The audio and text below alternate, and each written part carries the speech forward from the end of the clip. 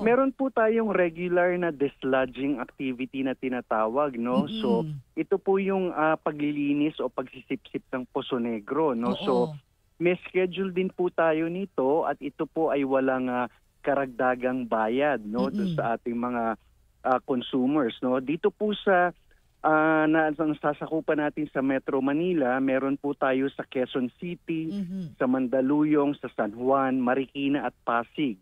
Yung pong mga eksaktong barangay nito, makikita po doon sa ating post sa Facebook at sa X, no?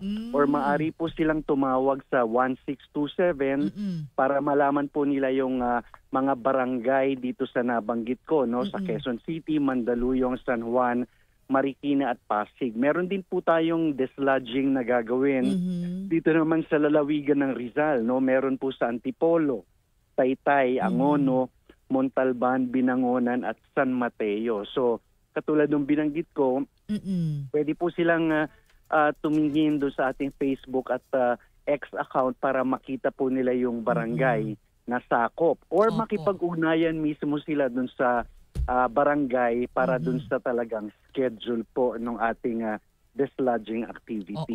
Ito ba, Sir Jeric, tanong sa atin ni Miss Sally ng Rizal, ito ba by schedule o nire-request po?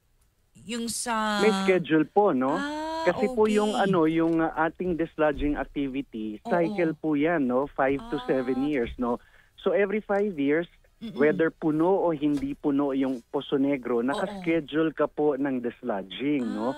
So, kung ikaw po ay nakaschedule ng dislodging ngayong buwan na ito, wala po yung karagdagang bayad, ano? Ngayon, kapag ikaw po ay nag-request o kumaga parang special yung dislodging, hindi ka nakaschedule tapos gusto mong magpa-dislodge, yan po ay may bayad.